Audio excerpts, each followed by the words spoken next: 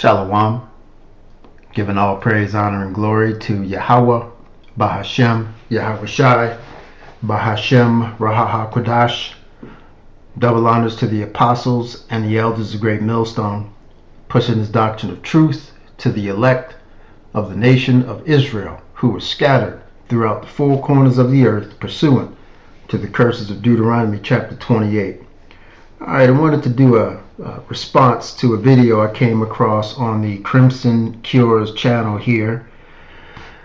And when you watch it, you're going to see exactly why the apostles and the elders of GMS, Great Millstone, say to stay away from the so-called black woman. Okay?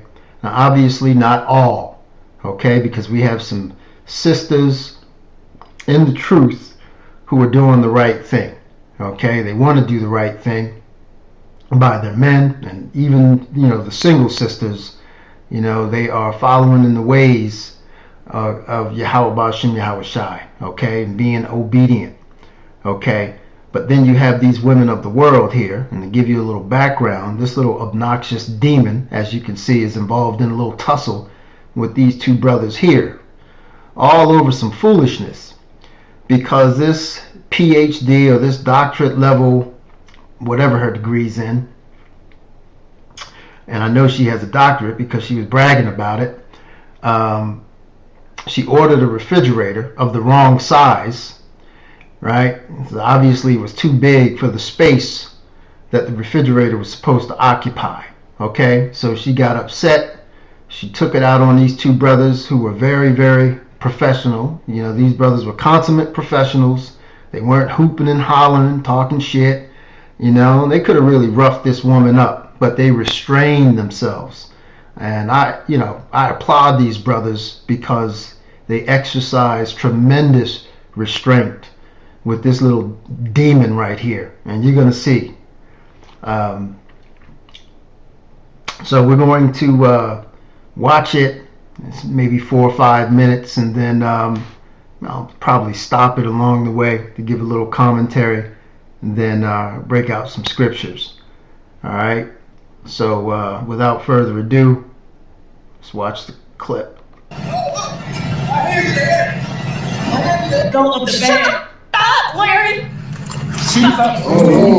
Ashley! Now Larry's a friend of hers who is a bit of a simp, as you can see.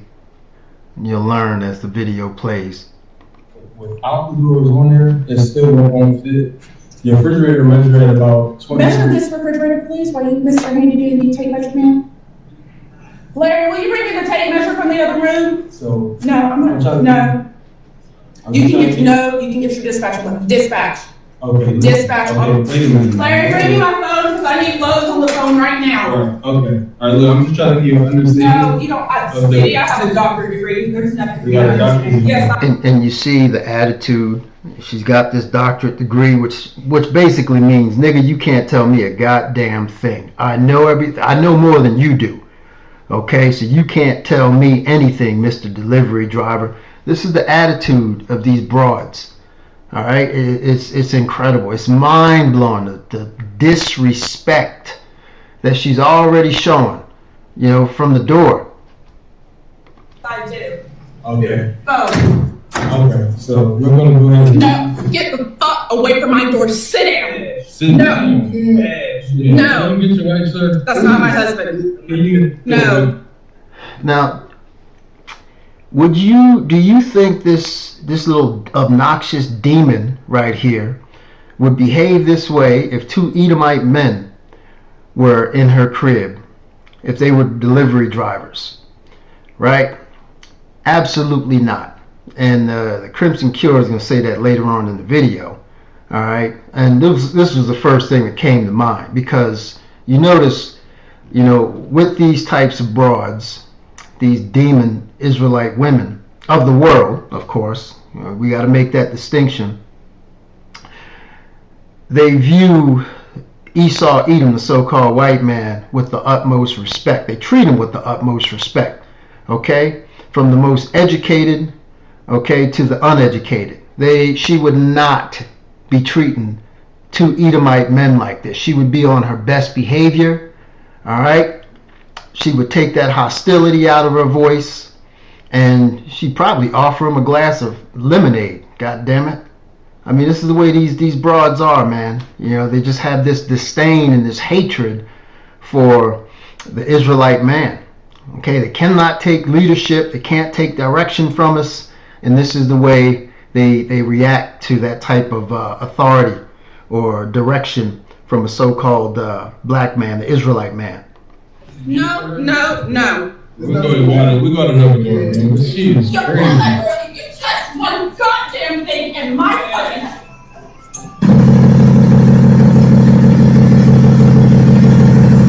Now she's not allowing them to leave. They obviously left her crib, but now they're trying to do the right thing and leave peaceably. Okay, this is their delivery truck. Obviously, she's sitting on the stairs. And why is she so damn upset? All right, she was the one who messed up. Obviously. Can you please get out of my truck? Please get out of my truck. You see that? She attacking him. She got his backpack on. She done snatched one of their backpacks, right? And she's getting physically aggressive. I mean, it should not have escalated to this point. When she was the idiot, the PhD or the doctorate level, whatever she is, all right, failed to correctly measure the space to make sure that the refrigerator was big enough to put in the space. Go figure. Again, this is a perfect illustration of a lack of accountability here. So she's mad, she's angry, because these two brothers here aren't kissing her ass, bowing down to her like her simp friend Larry, right? It's probably at her beck and call for every damn thing. But this is the typical attitude of the Israelite woman here in Babylon the Great. Who's the black woman? She said she got a doctorate degree. Both these brothers are twice her size, and they could easily throw her ass down. But they're restraining themselves. It looks like they're trying to protect themselves from her.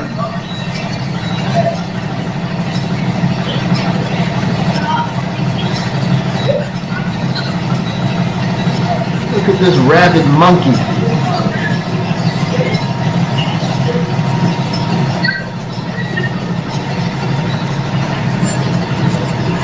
She has some weird shit. Listen, man. Bro, We gotta go, man. I can't get up. She got me. Everybody just get up. Why you bleeding out the mouth? Cause he hit me in my face, and I'm still furnace against you. Hey, bro. Help me! Man, if either one of them men would have hit her in her mouth, she'd be out. She wouldn't be talking right now. Okay, she probably fell to the ground or something happened. They didn't punch her in the mouth like she claims. And you see how they try to play the victim? All right? They pull this nonsense and then they flip the script and then try to play the victim. Unbelievable. This is the epitome of lacking accountability for your actions. Okay? Hey, let go of the bag. Stop, Larry! Oh, Ashley! Now, you watch this atrocious behavior. Several layers. First off, this, like I said, this is one of these little ones. Now let me stop this and give you a little background on the Crimson Cure sister here. Now she is, this is her channel, and she views the world as it should be viewed from the perspective of, you know, an orderly woman, a woman who's willing to submit to her man. Now granted, she's a Muslim. All right. Now I know she knows she's an Israelite woman, so she hasn't really come to that understanding yet because she still calls herself a Muslim. All right, but she still has enough insight into the hierarchy of man and woman to know that this woman is out of order. Okay, she's completely out of order, and she's basically giving some commentary on it. Okay, and she makes some excellent points as always. You know, this sister is she's on top of things when it comes to order, and you know, she calls out the foolishness of these Israelite women in general. Okay, but especially the Israelite woman here in Babylon the Great. These little petite ones, she thinks she's cute, and she thinks she's smart, and she thinks she's better than everyone. She's got a so-called doctorate degree, which I'm trying to figure out what that even means in this situation, because she is so incredibly condescending. She is an evil little heifer. The condescendingness. At this juncture, she tells a grown man who's trying to leave her home to sit down. Now, that would be a crime in certain places, to prevent someone from leaving your home by force. That's a crime. You can't detain people. I think it's like unlawful detainment, and after it goes on for a certain amount of time, I think the charge goes up to kidnapping. Yep, sure does. Let's talk about that degree, and let's talk about, because this is an entitlement. This is, well, it can be partially entitlement, but this is also that I'm a human being and you aren't. That's what she's displaying, because she wasn't even talking to those men like they were children. She was talking to them like they were dogs. She was talking to them like they were dogs. Like, sit down is a command that you would give a well-trained dog. Okay? Any dog owner knows that with proper training, and sometimes even without formal training, your dog understands you. And if you say sit down, they'll sit. Now see, this is the kind of behavior that, now obviously not this extreme case, all right, which she's displaying here. Okay, it does happen, but this isn't, you know, an everyday occurrence, obviously. All right, but that the hostility in varying degrees is always there in every aspect of society. Okay. I'm talking, you know, going into a McDonald's and ordering your food, and you take special notice if, let's say, an Edomite customer is in front of you. You know, you notice how the Edomites greeted with a smile, okay, and a good morning or a good afternoon, a proper greeting and salutation, right? And then when it's your turn to order, it's, yeah, how can I help you? Or they won't even acknowledge you. They just look at you and wait for you to speak, right? Instead of saying, how may I help you today? Or give you a greeting, they'll just stare at you and wait for you to speak, okay? Again, this is what we have to deal with from our own women, all right? In the workplace, it's the same thing. I got a couple co-workers. Now, obviously, nowhere near this bad. Okay, but again, there's some underlying tension. There's just always tension, right? A little attitude, a snide remark. Okay, if they speak to you, it's real. They're real aloof, right? Won't look at you, won't acknowledge you. Okay, and again, not all cases, because I know a couple sisters in the workplace that are very nice that I talk to. Okay, by and large though, you know, when you're out and about in society, if I'm at the mall, I'm more likely to be spoken to or greeted by an Edomite woman than our own sisters here. I mean, it's incredible. But again, this goes back to the curses, all right? But these curses are real, man. So when you encounter, you know, attitude like this, you know, you got to remind yourself that we're still under these curses. All right. I'll play another minute or so, and then we'll break out some scriptures. So she does not see these men as human beings. That's the deeper part of this. And who else More doesn't than see us as human beings? The Edomites. The Edomites don't view us as human beings, right? That whole 3/5 rule, okay? We're considered subhuman then, and we're considered subhuman now, all right? Our lives are disposable in the eyes of these devils and these heathens, okay? And including our women. They've adopted that same mindset and perspective on the lives of their own people, especially the Israelite man. All right?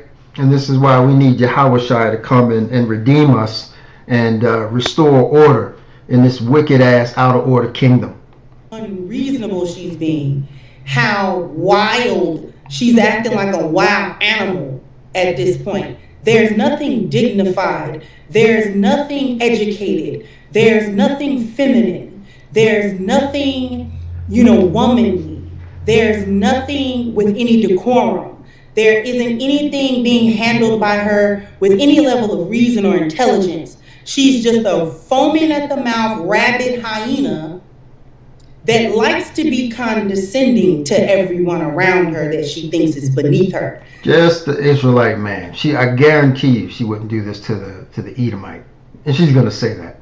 She's the type of chick that the only person she doesn't do this with is white men in her area. Other professional white men, she would never do that to white men who also had degrees and also were maybe professors or whatever, Look at the brother wearing the fringes here. I mean, this is more proof that the truth is going out. Okay, now we don't wear these fringe t-shirts, but again, this is just more proof.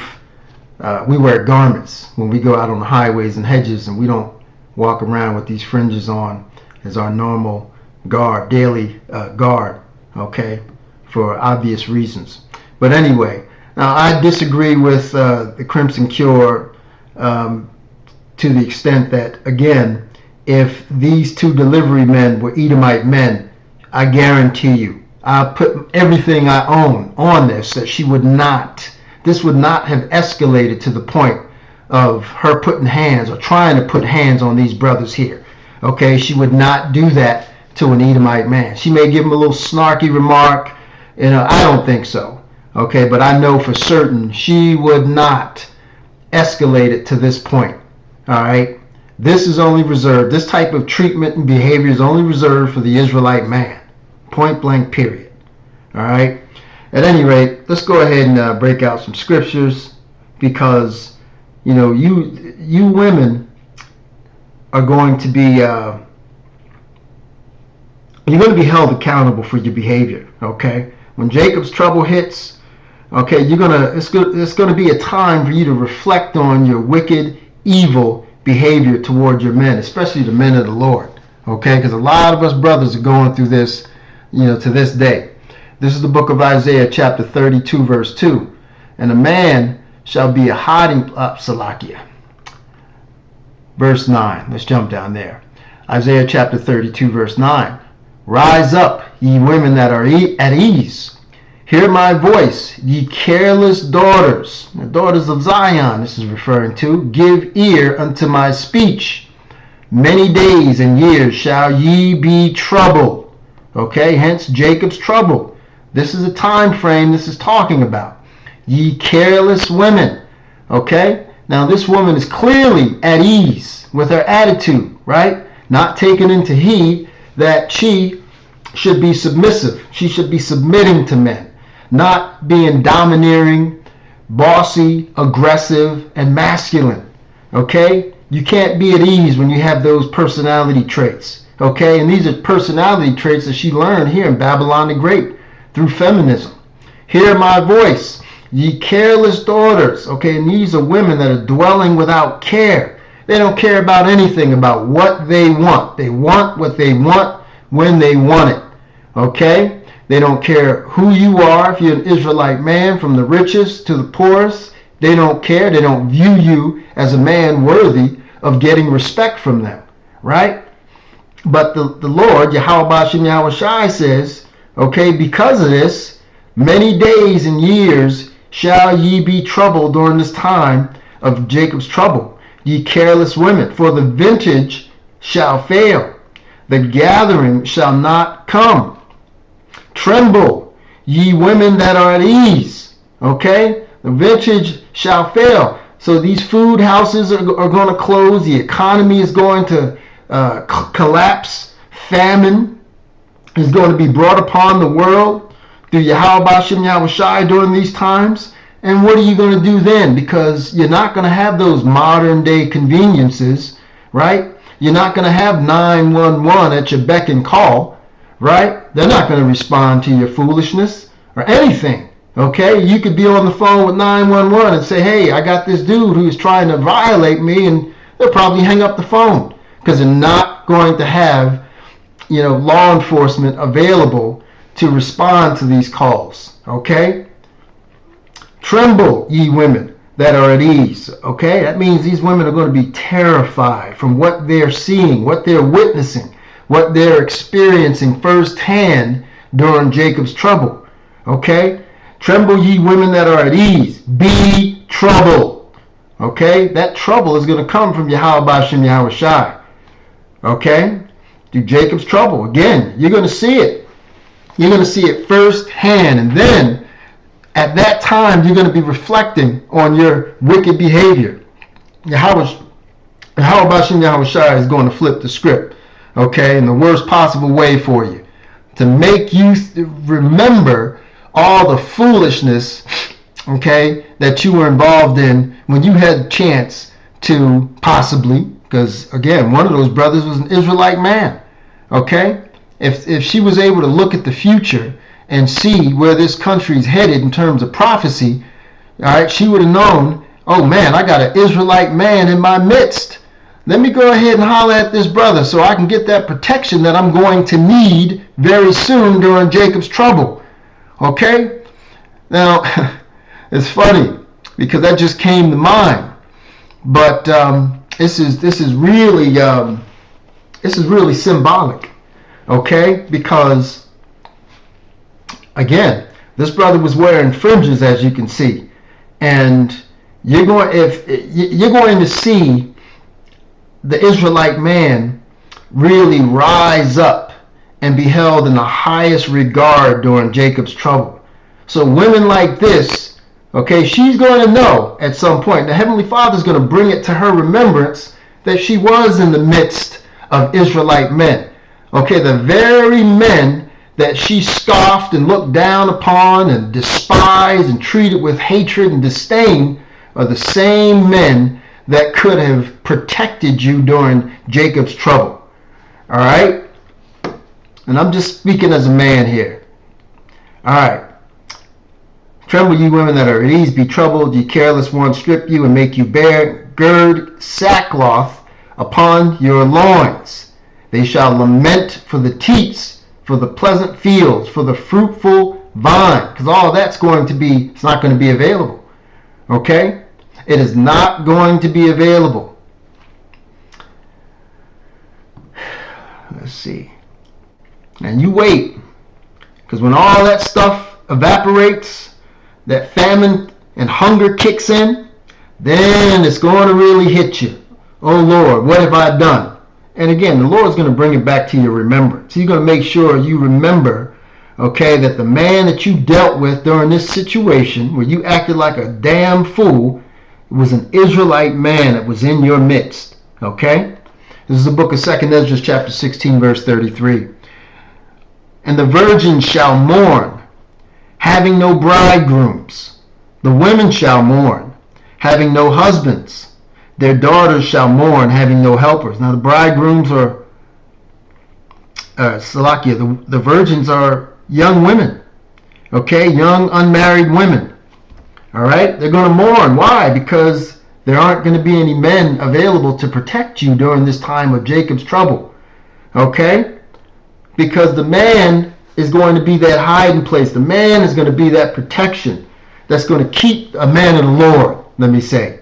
Okay? A man of the Lord You will be protected without a doubt. Okay? If you are a part of the hopeful elect, if you're a part of the elect, that's what's going to happen. You are going to be protected. Okay? And the Heavenly Father promises that. Okay? Having no husbands. Okay? Larry wasn't that woman's husband. She didn't have a husband. Okay? She's married to her college degree. She's married to Esau's philosophies. Okay? But it's not going to profit her in the day of trouble. Their daughters shall mourn, having no helpers. In the wars shall their bridegrooms be destroyed. Okay? Because a lot of these women, even though they're going to have husbands, they're going to have to go off and fight a war through the draft. They're going to be drafted. Right? They're going to be drafted by the United States military. They're going to go off to war over there in the so-called Middle East, so Armageddon, to the Valley of Jehoshaphat, right? And they're not going to come back. They're going to lose their lives. And these women are going to be vulnerable. They're going to be unprotected. And they're going to be at the mercy of Yahweh Bashim Yahushai, who's not going to show any mercy, by the way. And their husbands shall perish of famine. All right, here and abroad, right? So, this is something that's worth taking heed to, because you women of the day, you're not very wise. You're not very wise because your protection is in front of you, okay? These are men of the Lord. They're right in front of your face, and you are pissing on them like they're trash, all right? Let's see.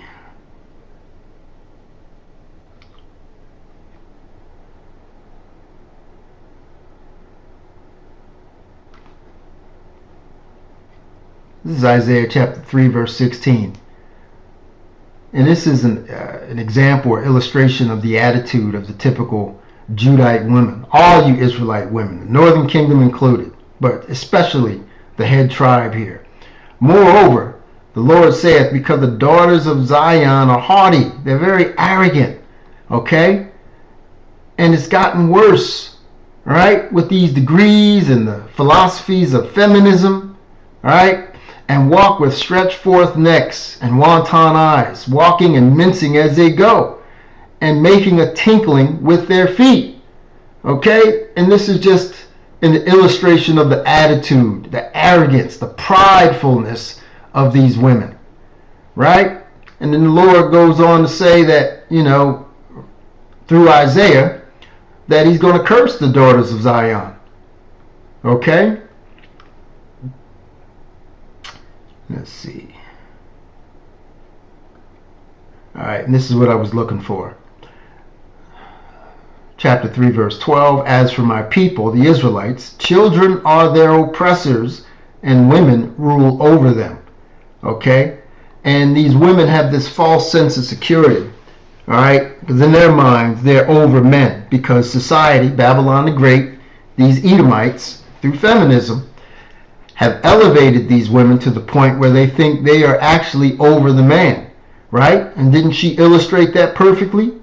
Okay? And that's a microcosm of everything that's going on in terms of the dynamic between men and women. All right? Especially women over the Israelite men, because you got your Edomite women, the Karens, that feel that they rule over men, and in many ways they do, okay, according to the laws and the philosophies of society, right? Not physically, obviously they couldn't rule over us, all right, but there's no consequences for these broads that have this attitude, okay, and they know it, and this is why it fuels their attitude. Okay, it reinforces that attitude of superiority. You notice how she was talking down to them? Sit the F down, sit the fuck down. You're not going anywhere, right? This is someone who views herself as above them, right? O my people, they which lead thee cause thee to err and destroy the way of thy paths. Okay, our people are being led by these Edomites. All right, especially the women. Okay, you men too. You men that are not in the truth, but especially you women. You women are the weaker sex, and you're more impressionable. All right, you're more easily influenced. All right? So you're drinking the wine of the fornication, these devils here, and it's corrupted your minds. Okay? Everything is out of course. Everything is out of order here in Babylon the Great under Esau Edom's rulership. All right? At any rate, I hope this was edifying. All praise, honor, and glory to Yahweh, Ba'ashem, Yahweh Shai. Shalom.